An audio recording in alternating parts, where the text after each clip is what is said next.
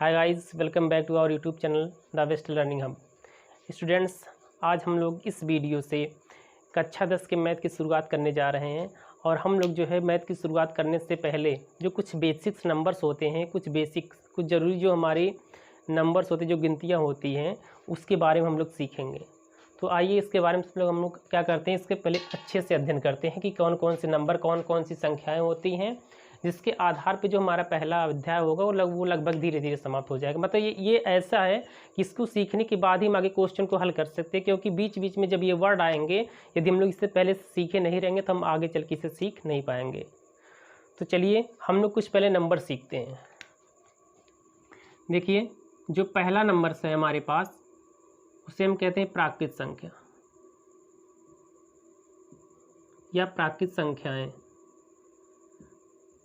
English में इसे हम कहते हैं नेचुरल नंबर्स। क्या कहते हैं? नेचुरल नंबर्स, मतलब प्राकृत संख्याएं। प्राकृत संख्याएं क्या होती हैं? देखिए, जो हमारी गिनती की नंबर्स होते हैं, जो हमारी गिनती होती है, जो काउंटिंग नंबर्स होते हैं, उसी को हम क्या कहते हैं? प्राकृत संख्याएं कहते हैं। या ऐसे भी बोल सकते हैं, जो हमारी धनात्मक संख्याएं होती हैं वो हमारी प्राकृत संख्याएं होती हैं। प्राकृत संख्याएं हमारी कौन कौन सी होती हैं? देखिए, प्राकृत संख्याएं हमारी होती हैं, ये 1 से स्टार्ट होती है, 1 2 3 4, ये डाट डाट करके इनफाइनाइट तक, मतलब ये अनंत तक जाती रहती हैं। इससे हम क्या कहते हैं? प्राकृत संख्याएं। जो धनात्मक संख्याएं होती हैं उसी को हम क्या कहते हैं? प्राकृत संख्याएं कहती हैं। या जो हमारी गिनती की नंबर्स होती हैं उसी को हम क्या कहते हैं? प्राकृत संख्याएं कहते हैं। ठीक, ये पहली संख्याएं होगी। दूसरी संख्या देखिए, जो दूसरी संख्या हमारे पास, इसके बारे में हम लोग को अध्ययन करना है। तो दूसरी संख्या है वो हमारी है पूर्ण संख्या। पूर्ण संख्याएं, पूर्ण संख्याएं इसे इंग्लिश में हम लोग कहते हैं होल नंबर्स। होल नंबर्स, ये होल नंबर्स क्या होते हैं? अब देखिए, जो हमारे पास प्राकृतिक संख्याएं होती हैं, जैसे 1 2 3 4 5, ये डाट डाट करके कहाँ तक? इनफाइनाइट तक, अनंत तक। ठीक, तो ये जो हमारी संख्याएं होती हैं, प्राकृतिक संख्याएं, ये इनका एक समूह होता है। अगर मान लीजिए हम एक समूह पूरा मान लेते हैं, तो प्राकृतिक संख्याओं के समूह में, यदि हम बोल सके आप प्राकृतिक संख्याओं के समूह में, या यदि हम प्राकृतिक संख्याओं में शून्य को भी ऐड कर लेते हैं, तो क्या हमारी हो संख्याएं हो जाती है? सब संख्याएं हमारी क्या हो जाती है? पूर्ण संख्याएं, होल नंबर्स हो जाती हैं। ठीक, यदि हम प्राकृतिक संख्याओं के समूह में 0 को भी मिला लेते हैं, इस पूरे को हम क्या कहते हैं? पूर्ण संख्याएं कहते हैं। ठीक, क्या हो गया? हमारे प्राकृतिक संख्याएं, पूर्ण संख्याएं। तीसरा देखिए हमारे पास क्या है? तीसरा जो हमारे पास है, तीसरा है पूर्णांक। क्या होता है तीसरा हमारा? पूर्णांक। इंग्लिश में हम क्या कहते हैं? इंटीजर्स। इसे हम क्या कहते हैं? इंटीजर्स। अब इंटीजर्स क्या होता है? देखिए, हम लोग सीखे प्राकृतिक संख्या, पूर्ण संख्याएं। अब देखिए, पूर्ण संख्याएं जो होती हैं, तो पूर्ण संख्याएं कौन सी होती हैं? 0 1 2 3 4, यहाँ से लेकर डाट डाट इनफाइनाइट तक, अनंत तक। अब हम क्या करते हैं? जो हमारी पूर्ण संख्याएं होती हैं, और इसमें जो प्राकृतिक संख्याओं का धनात्मक समूह होता है, यदि प्राकृतिक संख्याओं का ऋणात्मक समूह भी हम इसमें ऐड कर देते हैं, तो उसी को हम क्या कहते हैं? पूर्णांक कहते हैं। मतलब इसी में यदि हम जोड़ देंगे -1 -2 -3 -4, कहाँ तक? ये भी अनंत तक। मतलब अगर ये प्लस में अनंत तक है, तो ये माइनस में भी अनंत तक है। ठीक, अब ये क्या है? हमारा पूर्णांक। पूर्णांक देखिए, ये जो होता है हमारा 0 के बाद वाले, इधर वाले जितने होते हैं धनात्मक वाले, इससे हम बोलते हैं धनात्मक पूर्णांक। क्या कहते हैं इसे हम? धनात्मक पूर्णांक। और जो 0 की इधर वाली संख्याएं होती हैं, इसे हम क्या कहते हैं? ऋणात्मक पूर्णांक। क्या कहते हैं? 0 के बाद वाली जो होती है, दाहिने तरफ वाली जो होती हैं, उसे हम धनात्मक पूर्णांक कहते हैं, और उसके पहले वाले जितने माइनस वाले उसे क्या कहते हैं? ऋणात्मक पूर्णांक कहते हैं। और 0 जो होता है, 0, अब देखिए 0 जो होता है, यह ना तो धनात्मक होता है और ना ही ऋणात्मक होता है। 0 ना तो धनात्मक होता है ना ही ऋणात्मक होता है। अभी देखिए हम लोग 3 संख्याओं के बारे में सीखे हैं। अब देखिए आगे देखिए, अब जो अगला हमारा है, ठीक है, चलिए देखिए इसी में देख लेते हैं। अगर आ जाता है तो चौथा जो नंबर हमारे पास है जी हमारा है परिमेय संख्याएं।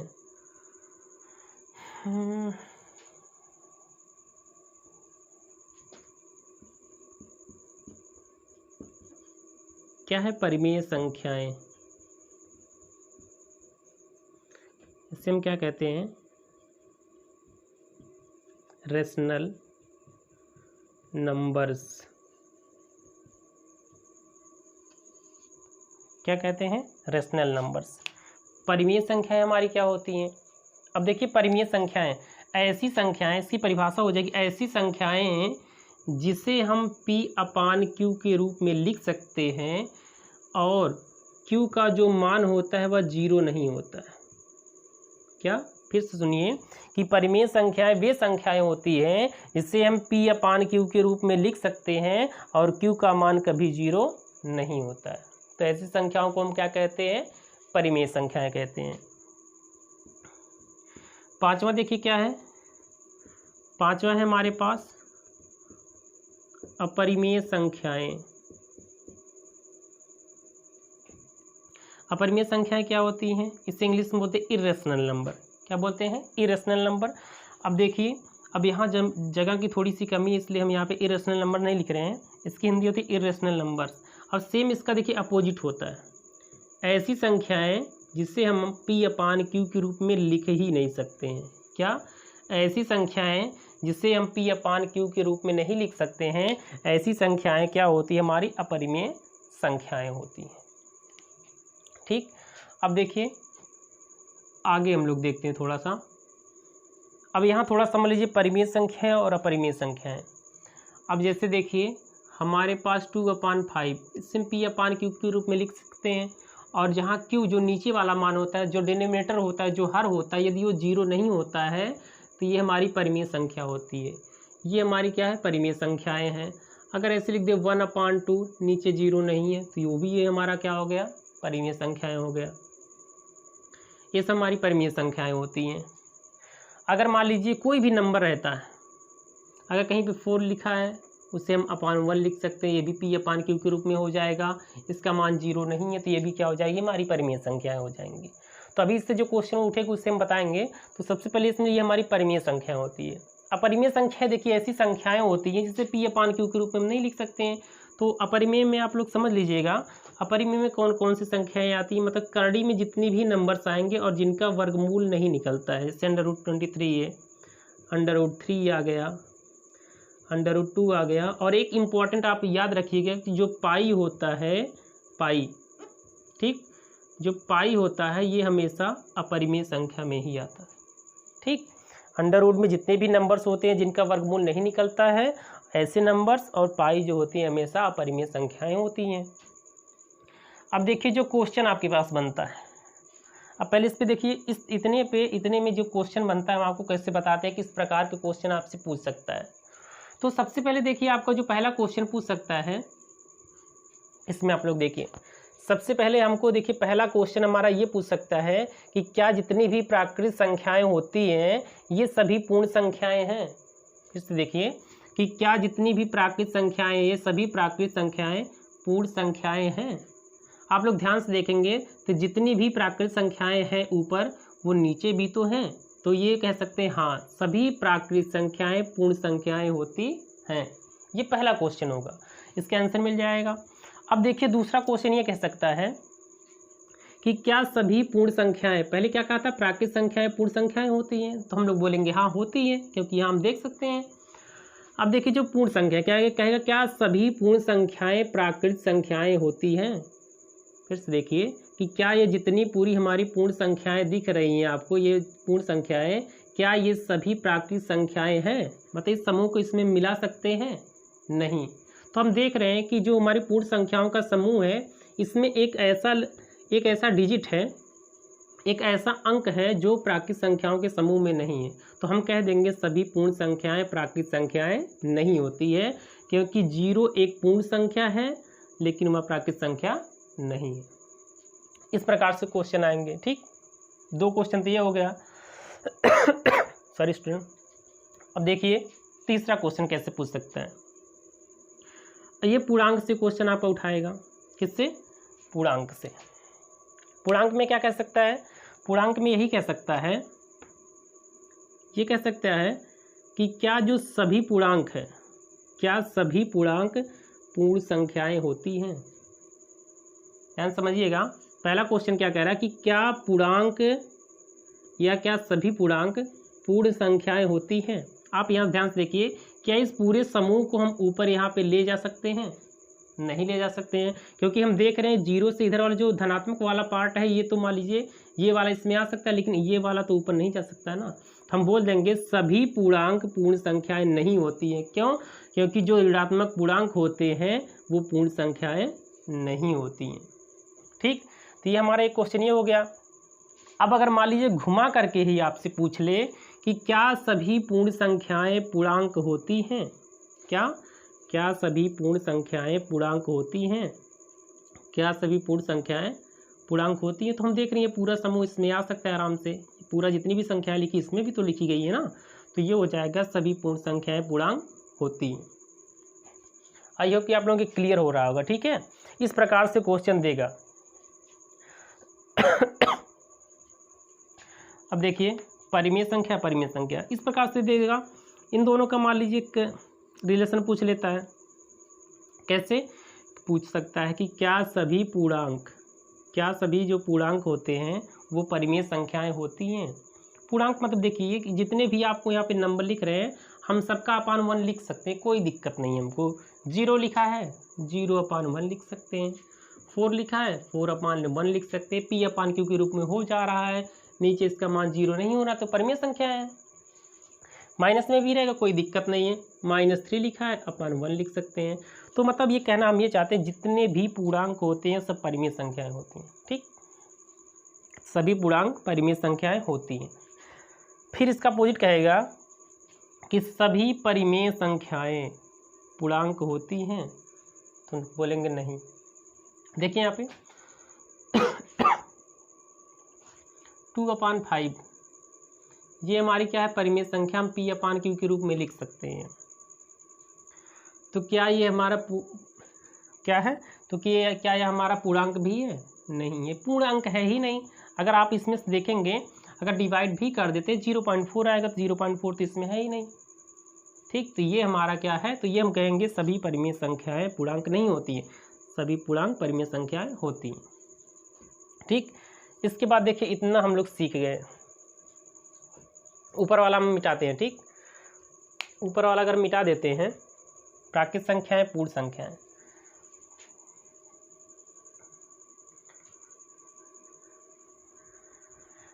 यहाँ पे देखिए जो अगला नंबर से हमारे पास,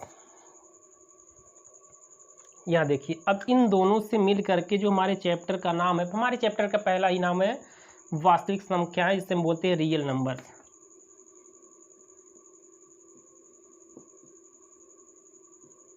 वास्तविक संख्याएं इंग्लिश में हम कहते हैं रियल नंबर्स। ठीक, इसकी परिभाषा बहुत सिंपल सी होती है, परिमेय संख्या प्लस अपरिमेय संख्या, इन दोनों के यदि मिला देते हैं तो क्या हो जाती है? हमारी वास्तविक संख्याएं होती हैं। ठीक, क्या होती हैं? वास्तविक संख्याएं होती हैं। ठीक है, देखिए क्या कह रहा है कि जितनी भी, जिसे हम p/q के रूप में लिख सकते हैं और जिसे हम p/q के रूप में नहीं लिख सकते, इन दोनों को मिला करके हम क्या कहते हैं? वास्तविक संख्याएं। मतलब जितनी परिमेय संख्या इसको भी और अपरिमेय संख्या इसको भी, इन दोनों को हम क्या कहते हैं? वास्तविक संख्या कहते हैं। अब देखिए कुछ और भी नंबर इसके बारे में बता देते हैं। जैसे आता है आपका सम संख्या,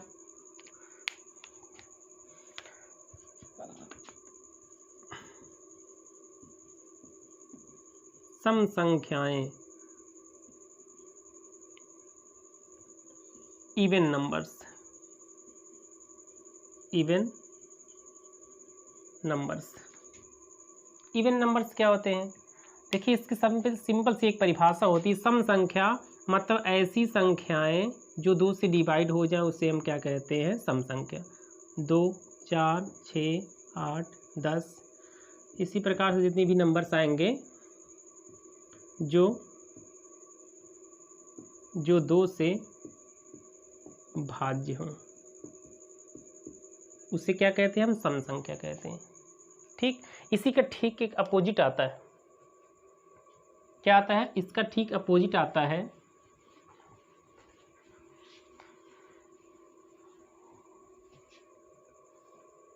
ये सम संख्या हो गया, इसी का आ जाएगा विषम संख्या। विषम संख्या, ऑड नंबर,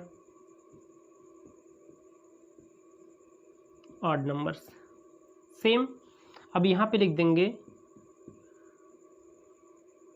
जो संख्याएं 2 से भाज्य ना हो, जैसे 1, 3, 5, 7, 9, 11 डाट डाट करके ऐसे ही, मतलब ऐसी संख्याएं जो 2 से नहीं कटती उसे हम विषम संख्या कहते हैं। ठीक, अब इसमें देखिए क्वेश्चन ये कर सकता है कि सबसे छोटी सम संख्या कौन सी होती है? तो 2 होती है। सबसे बड़ी सम संख्या पता नहीं, वो कोई भी हो सकती है।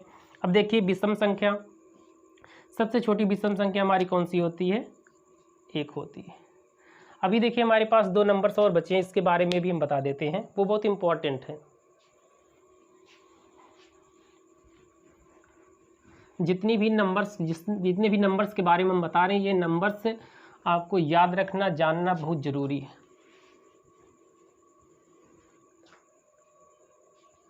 देखिए 2 नंबर्स है हमारे पास।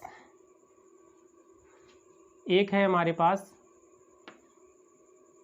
अभाज्य संख्या, अभाज्य संख्याएं जिससे हम बोलते हैं प्राइम नंबर्स, प्राइम नंबर्स। ठीक, और दूसरा जो है हमारे पास वो है हमारा भाज्य संख्याएं, इंग्लिश में हम कहते हैं कंपोजिट नंबर, कंपोजिट नंबर्स। अब देखिए इसकी परिभाषा इसे समझना बहुत ज़रूरी है। देखिए अभाज्य संख्याएं किसे कहते हैं? अभाज्य संख्याएं वे संख्याएं होती हैं जिनका मिनिमम, जिसका केवल और केवल 2 ही फैक्टर होते हैं। किसके केवल 2 फैक्टर होते हैं या गुणनखंड होते हैं।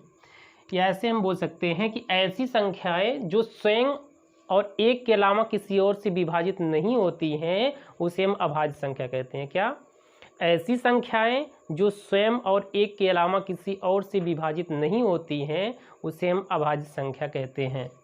जैसे एग्जाम्पल के तौर पे देखिए 2 है, 3 है, 5 है, 7 है। एग्जाम्पल पहले देखिए 2 हमारे पास एक नंबर है, मान लीजिए 2 किससे कटेगा? या तो 1 से कटेगा या तो स्वयं से कटेगा। 3 है हमारे पास, 3 जो है या तो 1 से डिवाइड होगा या तो 3 से होगा, मतलब स्वयं से होगा। 5 है या तो 1 से होगा या तो 5 से होगा। 7 है या तो 1 से होगा या तो 7 से। यहाँ मालिम 9 लिख दिए। अब 9 देखिए, यहाँ ध्यान से देखिए 9 क्या एक अभाज्य संख्या है? ये 1 से भी कट जाएगा, स्वयं से भी कट जाएगा और किसी भी नंबर से कट जाएगा, बिल्कुल कट जाएगा। 3 से देखिए, ये 3 से भी कट जा रहा है। तो ये जो हमारे पास है, ये 9 जो है हमारे पास अभाज्य संख्या नहीं, ये क्या है? ये भाज्य संख्या हो जाएंगी। भाज्य संख्या क्या होती है?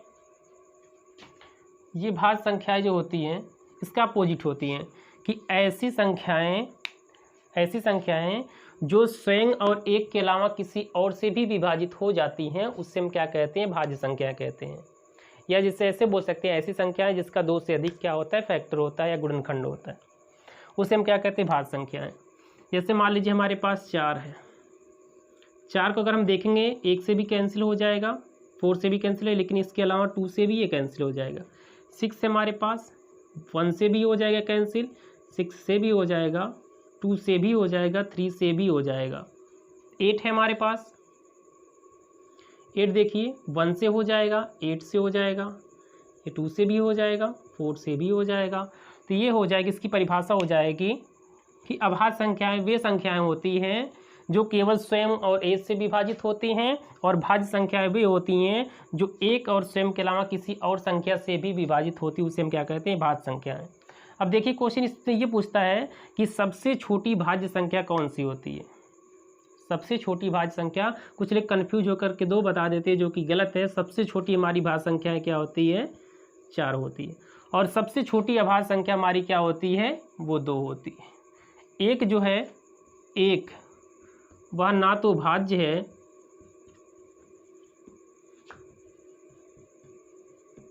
और ना ही अभाज्य है, ठीक, ना तो भाज्य है ना तो अभाज्य। अगर कोई पूछेगा सबसे छोटी अभाज्य संख्या तो 2, सबसे छोटी भाज्य संख्या 4।